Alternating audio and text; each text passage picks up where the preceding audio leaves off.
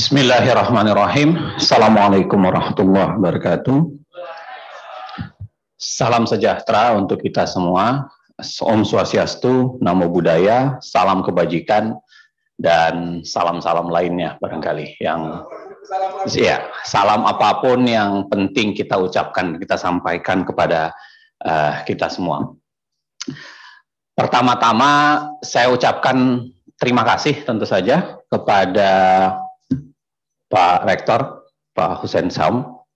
Saya nggak tahu kalau ngelihat Pak Rektor ini selalu agak terbayang saya itu bukan sekedar rektor. Saya udah ngelihatnya kayak gubernur sebenarnya. Tapi saya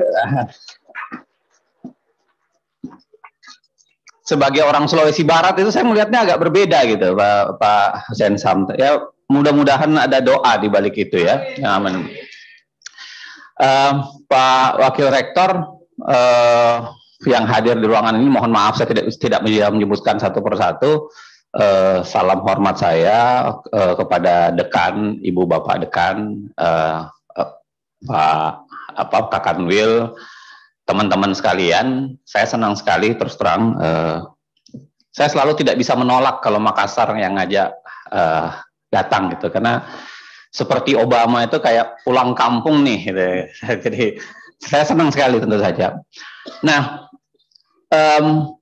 ada suatu memang kenapa di Makassar ini penting dibicarakan, karena salah satu yang paling sering demo menolak RUU KUHP dan membakar ban itu di sini nih.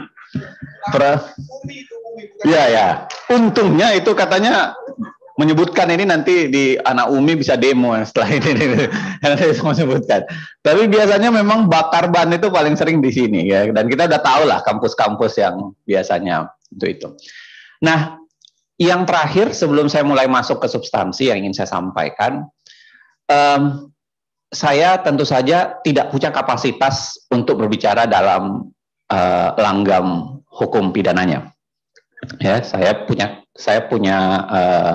pengetahuan tentu saja berada soal hukum tata negara, dan di situ saya ingin memberikan beberapa catatan barangkali yang ada menariknya untuk bisa dititipkan kepada Pak Wamen untuk kemudian dibicarakan secara lebih detail.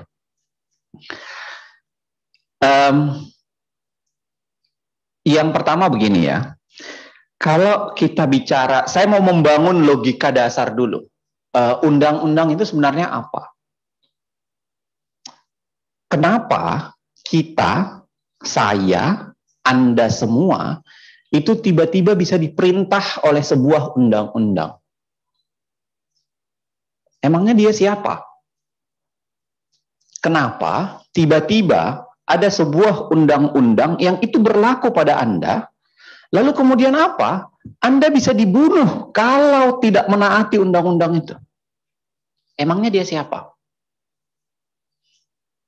Nah, ini kalau saya jelaskan panjang sekali ya, tarik ke belakang, perdebatan awalnya itu kan soal hukum itu universal atau tidak universal sebenarnya.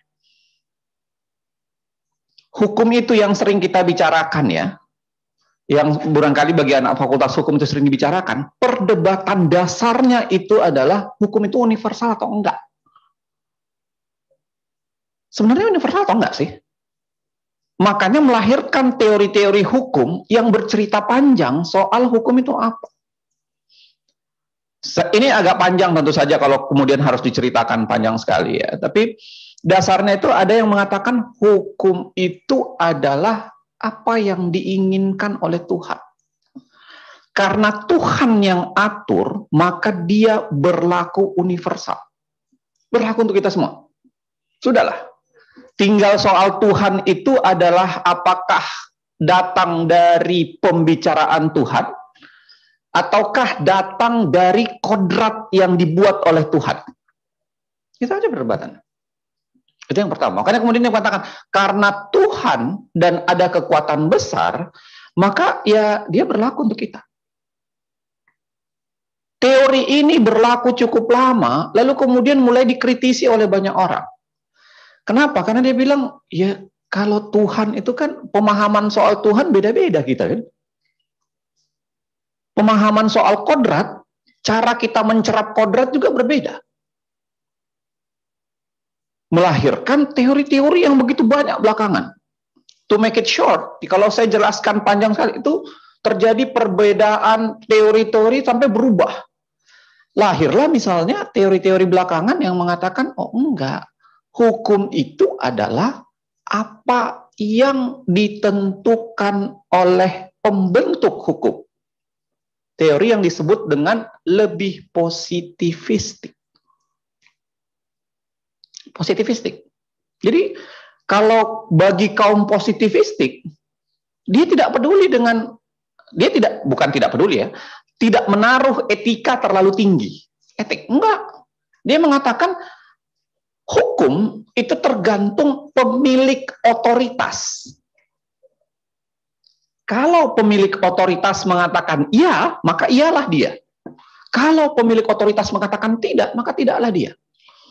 Bagi kaum positivistik, ya, ini menguat, dan saya bisa ceritakan ke Anda ya, kenapa kaum positivistik menguat? Menguat seiring dengan menguatnya negara. Ketika negara dulu belum kuat, nggak ada orang bicara soal positivistik. Tapi begitu negara mulai menguat, ya, mulai tersekat-sekat, panjang juga nih kalau mau ceritakan ya. Dulu kan keadaan itu nggak ada negara, kan? Dulu kan nggak ada negara. Yang ada itu adalah individu, yang ada itu tribal. Nggak ada negara. Baru kemudian hukum pertama itu kan hukum ya les taliones, kan, siapa yang kuat dia yang berkuasa. Maka orang mulai bekerja sama, kan.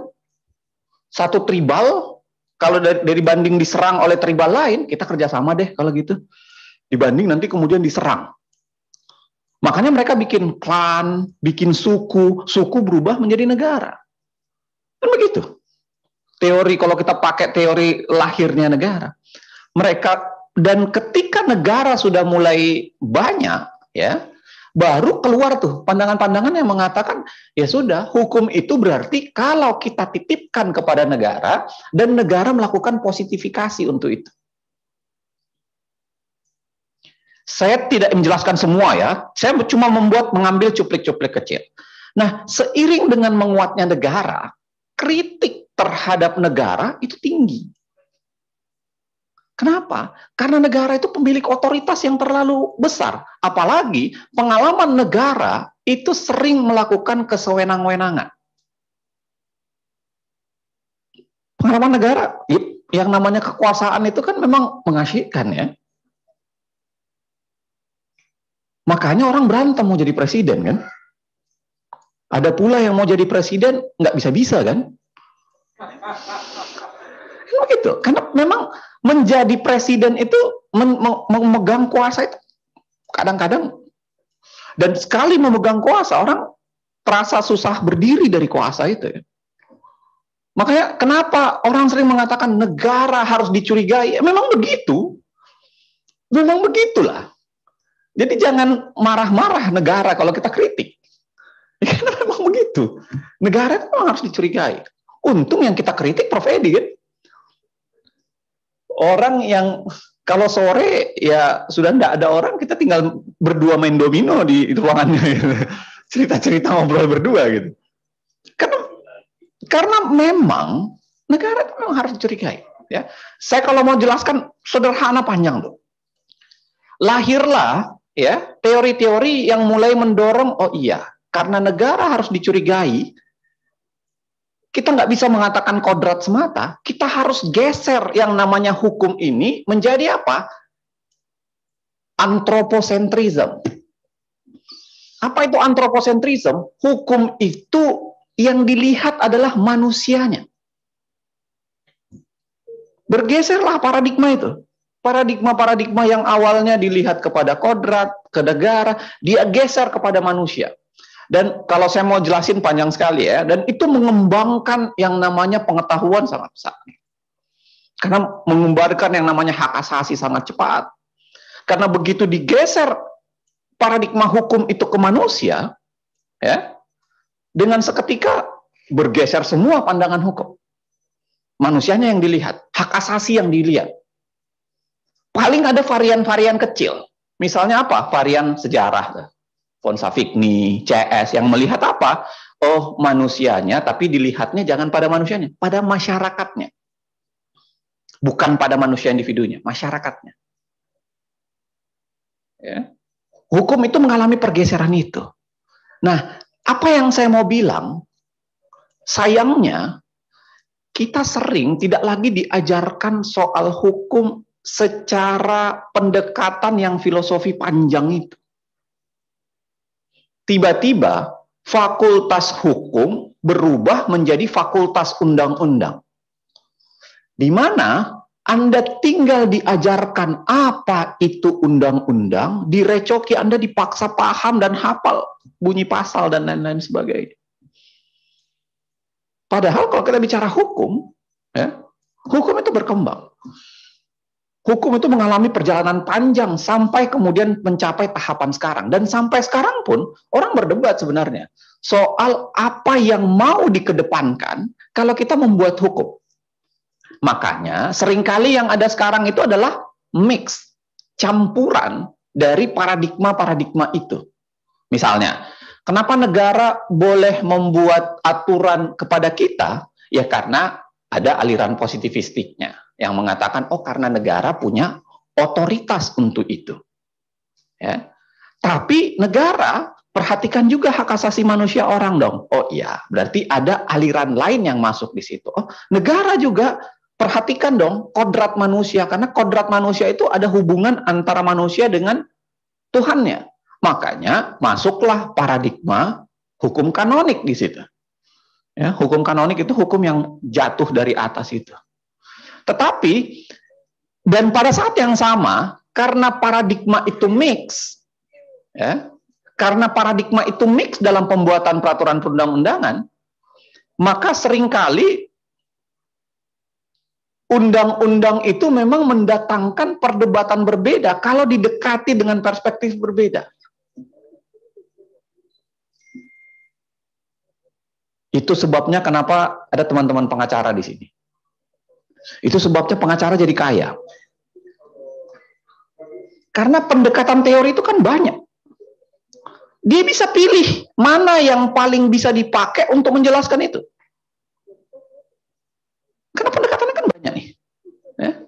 Makanya kalau kita lihat pengacara kita, mohon maaf ya, saya nggak pernah melihat ada pengacara yang konsisten dengan pandangannya.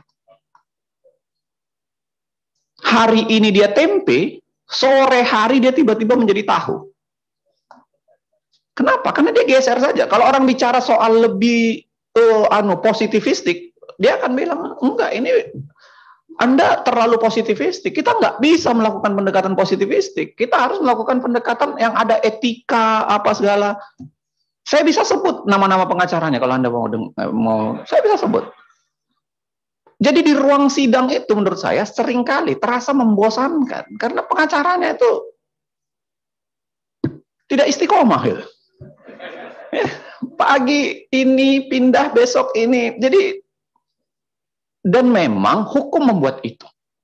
Itu baru satu ya. Saya ingin mengatakan apa? Membuat perundang-undangan itu memasukkan sesuatu yang jamak, paradigma yang jamak ke dalam satu kotak yang namanya undang-undang. Dan di situ dia akan mendatangkan perdebatan. Itu yang pertama. Yang kedua, saya sebenarnya bikin slide, tapi saya udah nggak pakai slide itu. Ya. Yang kedua, kalau kita bicara soal undang-undang, ya, maka salah satu perdebatan yang paling besar yang selalu masuk ke pembuatan undang-undang itu, apakah undang-undang ini adalah milik negara ataukah undang-undang ini milik masyarakat?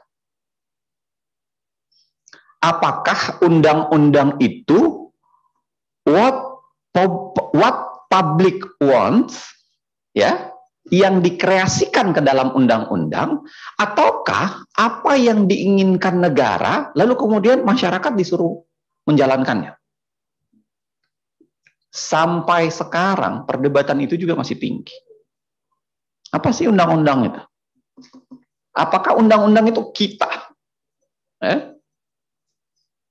Atau kepentingan negara? Kalau kita bikin kecilkan lagi, kita atau kepentingan partai politik? Kalau kita buatnya menjadi kecil.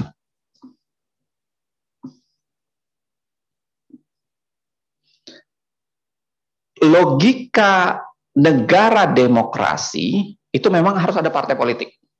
Harus dong. Karena partai politik itu adalah menyalakan ideologi yang akan dimasukkan ke dalam sebuah pembentukan peraturan perundang-undangan. Masalahnya adalah ideologi partai, mohon maaf nih, kalau ada, saya soalnya agak trauma kalau lihat kuning-kuning begini, saya langsung pikir Golkar atau Nasdem soalnya. Lihat kuning-kuning ini. Kuning masih ya, betul.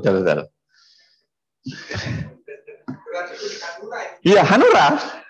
Kelihatannya Hanura. Nah, gini, ya. Sekarang coba Anda bayangkan. Emang ada partai yang punya ideologi? Padahal kalau kita bicara soal salah satu teori demokrasi yang bisa kita pakai, oh ya, demokrasi mengatakan partai akan menyusun ideologinya masuk dalam sebuah peraturan perundang-undangan. Pertanyaannya, emang ada partai yang punya ideologi yang ketat? Kalau cerita partai saya bisa ceritakan mulai dari pembentukan partai awal dari 45 mulai maklumat 10, maklumat X maksud saya, panjang nih. Ya, tapi emang ada partai yang, coba kita lihat deh.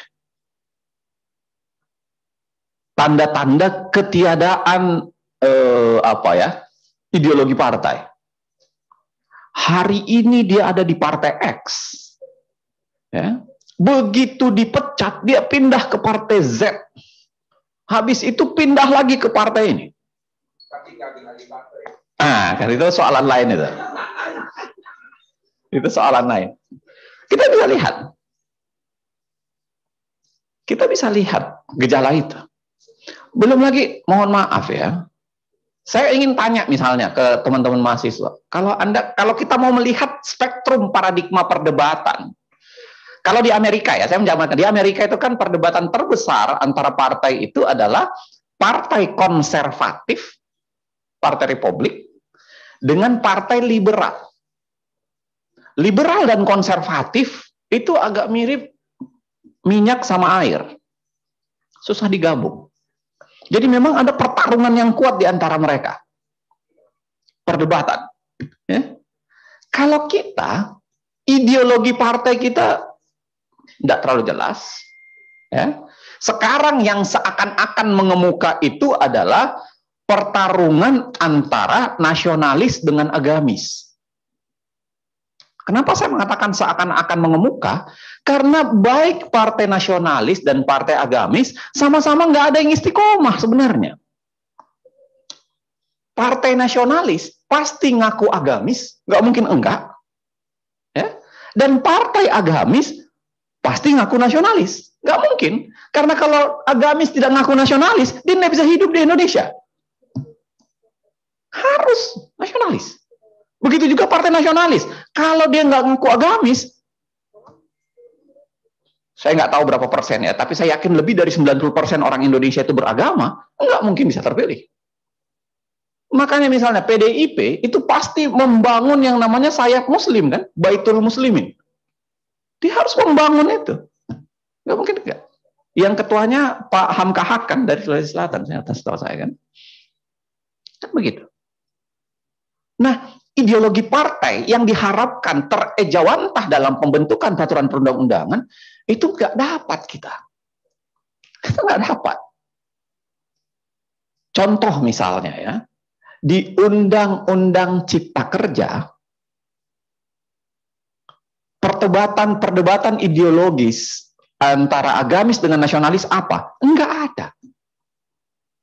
Nggak nemu kita di mana sih undang perdebatan itu. Makanya mungkin ya, saya selalu menaruh perhatian yang detail ketika berceramah di depan mahasiswa S1, S2, S3. Cobalah sekarang Anda lebih termotivasi untuk melacak.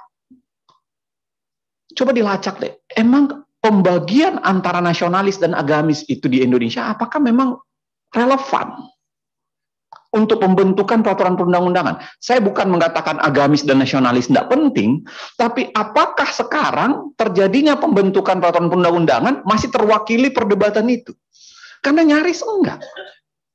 Nyaris enggak. Kecuali isu-isu tertentu, certain condition. Makanya saya sering mengatakan kayak menang hadiah itu kan, menang sayembara itu, syarat dan ketentuan berlaku. Selalu begitu, harus ada syarat dan ketentuan berlaku sehingga kadang-kadang ada perdebatan. Tapi partai kita tidak ada yang mewakili ideologi partai yang terjadi dalam perkembangan. Saya pernah riset dengan Profesor Denny Indrayana, itu tahun 2000 berapa ya. Bahkan di undang-undang pemerintahan Aceh, ya, perdebatan yang penting soal agamis dan nasionalis itu tidak terpetakan ke dalam partai-partai nasionalis dan agamis. Nggak ada. Peta itu nggak ada. Bahkan lebih gila lagi kalau kita mau buka ya. Undang-undang mengatakan bahwa pembentukan undang-undang itu harus ada nuansa Pancasilanya. Pancasila. Ya, karena kenapa? Karena Pancasila adalah sumber dari segala sumber hukum. Kalau kita buka perdebatan soal Pancasila dalam pembentukan peraturan perundang-undangan, itu nyaris nggak ada. Nyaris nggak ada. Coba kalau diantara, menurut saya rajinlah riset, coba riset, buka risalah peraturan perundang-undangan. Emang ada perdebatan soal makna Pancasila? Di undang-undang pemerintahan Aceh saja memaknai apa Pancasila dikaitkan misalnya dengan hukum syariat Islam ya, karena di Aceh berlaku syariat Islam untuk hal-hal tertentu, itu nggak ada. Tidak ada perdebatan soal itu. Jadi selain saya bilang tadi ya di awal bahwa ilmu hukum sendiri beragam cara pandangnya, yang kedua adalah ada pragmatisme pembentuk undang-undang di kita. Dan pragmatisme ini harus kita carikan. Saya tidak menyimpulkan ya, saya tidak mengatakan kesimpulan, tapi mungkin di antara kalian ada S2, S3 yang mau meriset. Apa sih urgensinya pembagian partai nasionalis dan agamis dan sumbangannya terhadap legislasi itu apa? Mungkin menarik kalau Anda riset. Apa ada sumbangannya? Karena separuh yang beberapa yang diisukan di dalam perdebatan undang-undang ini ada yang berkaitan dengan itu. Ya, tapi kadang-kadang tidak istiqomah juga karena partai Islam juga berbeda juga pandangannya. Partai Islam beda juga pandangannya. Ya, ada kan beberapa isu khususnya kekerasan dalam rumah tangga ya. Yang relatif keras kan cuma PKS. Partai Islam yang lainnya kan nggak ada masalah di situ. Mereka lalu kemudian lebih legowo, termasuk misalnya kekerasan dalam dalam perkawinan, pemerkosaan dalam pernikahan itu beda. Partai-partai itu beda. Yang relatif keras itu kan cuma beberapa certain partai tertentu. Nah itu yang kedua, ya. Yang ketiga, saya mau cerita sedikit soal pentingnya paradigma seorang presiden. Dan ini yang membuat saya menduga orang seperti Pak Profesor Edi ini diajak oleh presiden kali ini. Kenapa? Karena yang namanya legislasi itu cita-cita presiden itu jauh lebih besar dibanding DPR. Silahkan Anda buka Undang-Undang Dasar. Ya, ada 5 tahap pembentukan undang-undang di dalam Undang-Undang Dasar. Tahap inisiasi perencanaan, ya, pengajuan lah. Yang kedua adalah tahap pembahasan. Yang ketiga adalah tahap persetujuan. Yang keempat adalah tahap pengesahan. Yang kelima adalah tahap pengajuan. Lalu kemudian tahap pembahasan, tahap persetujuan, tahap pengesahan, dan terakhir tahap pengundangan. Ada 5 tahap. Dan kita, negara Indonesia di dalam Undang-Undang Dasar itu, the one dan the only negara dengan menggunakan sistem presidensil yang melibatkan presiden di lima tahap itu. Saya ulangi ya. Tidak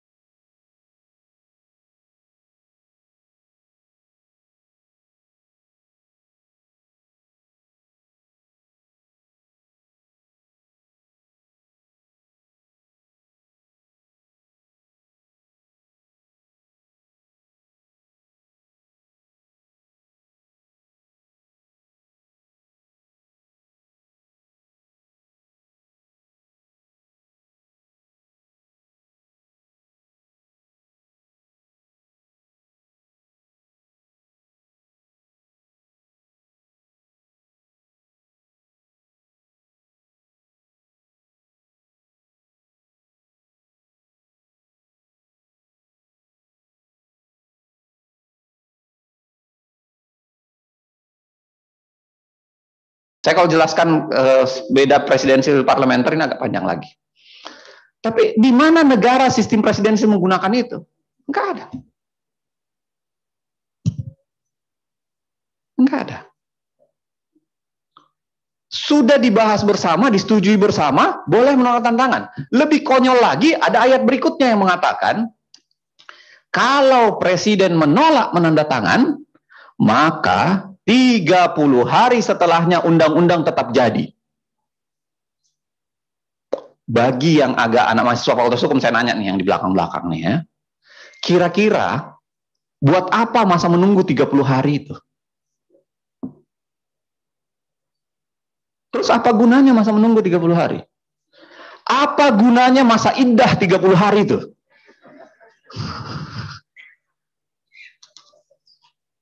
Apa gunanya menunggu 30 hari? Lawang toh presiden tidak tanda tangan, tetap jadi undang. Kenapa nggak ditulis saja? Sebegitu persetujuan, dengan seketika langsung undang-undang jadi. Selesai begitu saja. Kenapa nggak dibikin begitu? Supaya presiden pikir-pikir. Buat apa presiden pikir-pikir? Lawang 30 hari tetap jadi undang-undang.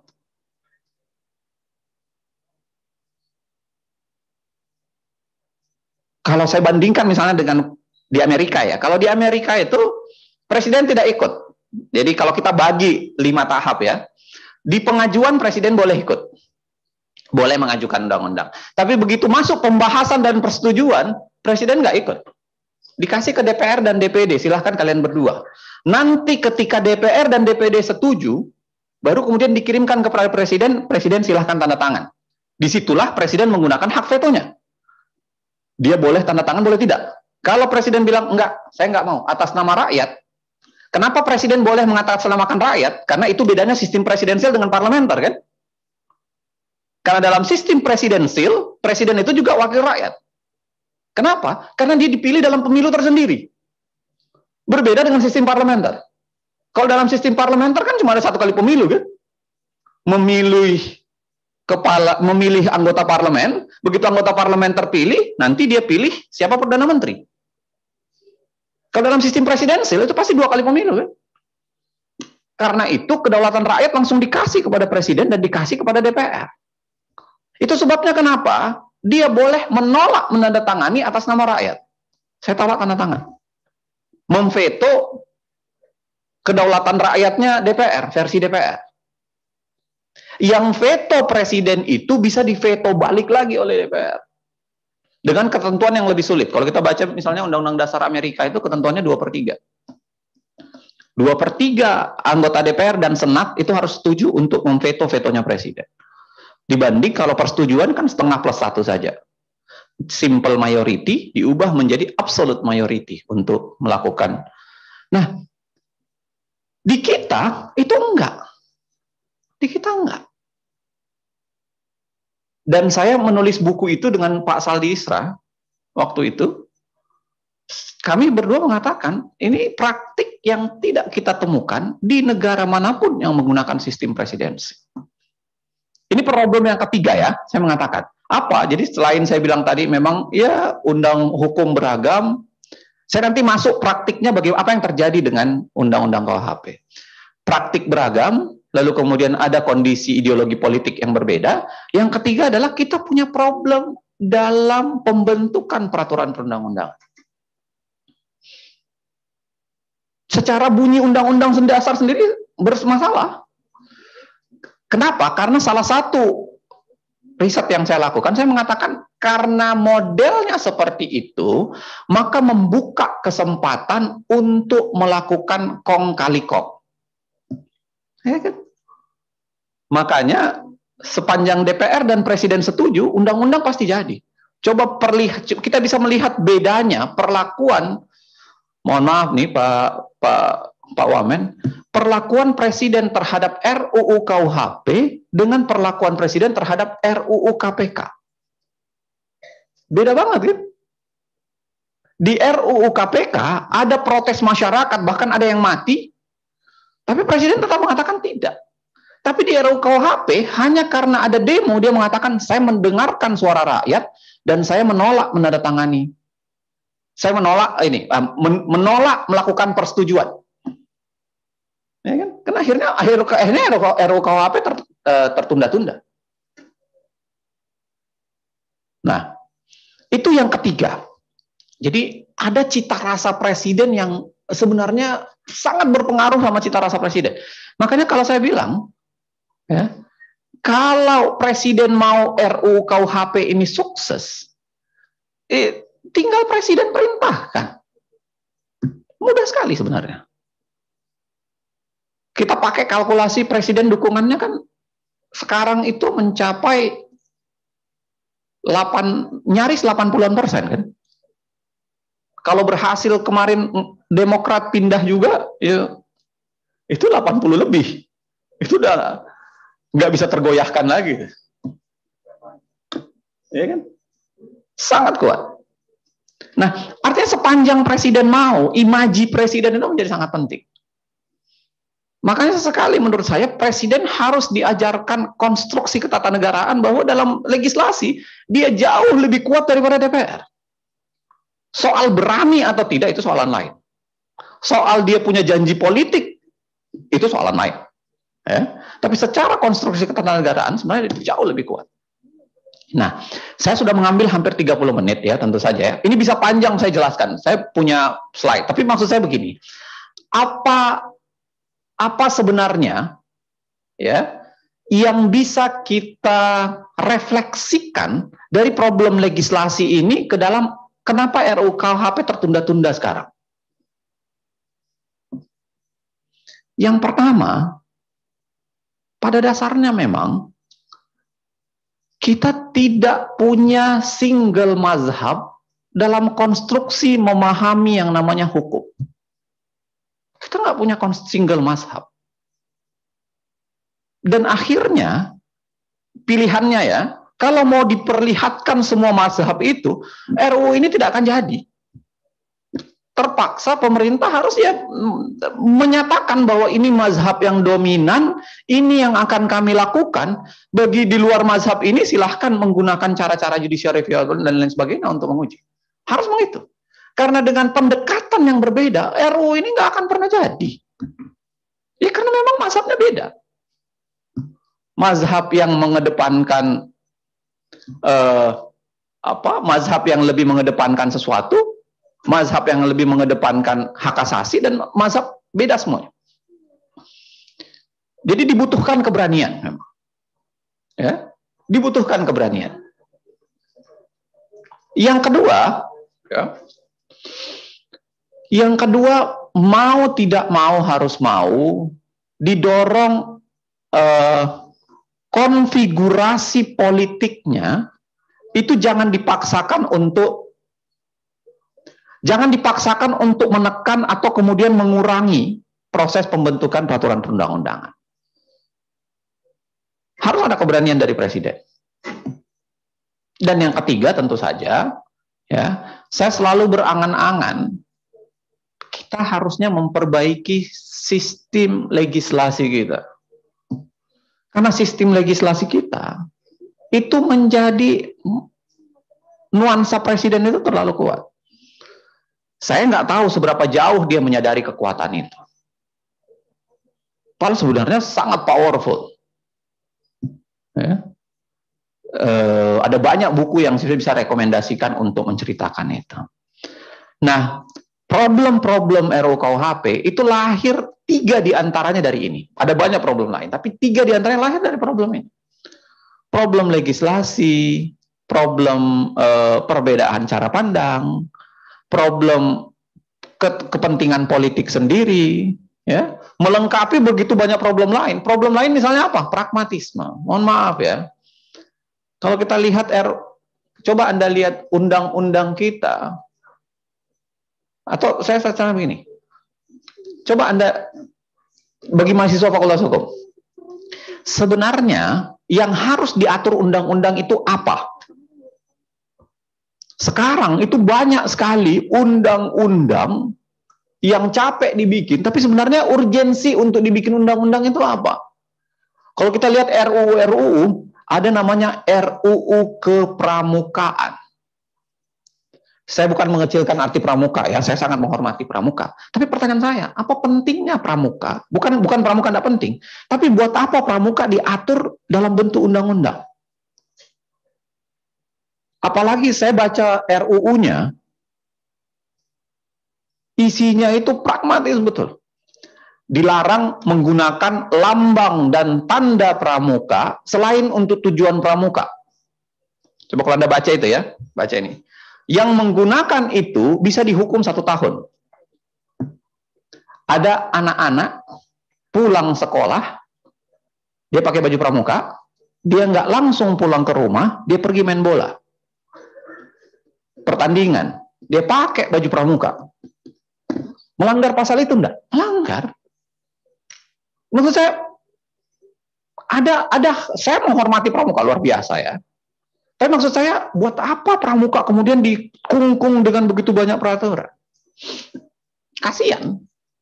Malah kemudian bisa menjadi ada undang-undang. Saya yakin saya sebut ini, saya tantang ada yang bisa sebut enggak? Tapi jangan googling. Ada yang bisa sebut undang-undang nomornya secara langsung. Undang-undang geospasial ada yang tahu enggak? Undang-undang nomor berapa? Jangan googling. Karena kita berjarak dengan undang-undang, kita nggak tahu undang-undang apa sih. Kalaupun Anda buka, Anda belum tentu ngerti ini apa gunanya sih. Ada undang-undang fakir miskin. Mungkin pertanyaan mendasar, kembali kita tanyakan kembali. Ayo mahasiswa Fakultas Hukum dong, S1, S2, S3. Buat semacam refleksi-refleksi. Sebenarnya undang-undang itu apa sih? Yang harus diatur dengan undang-undang itu apa sih? Kalau berikutnya diatur oleh PP itu apa sih? Coba anak Fakultas Hukum, ada yang bisa nggak? Apa bedanya PP dengan Perpres? Jangan bilang, ya satu dibuat pemerintah, satu dibuat presiden, itu anak kecil juga tahu. Maksud saya secara materi muatan, apa bedanya PP dengan Perpres?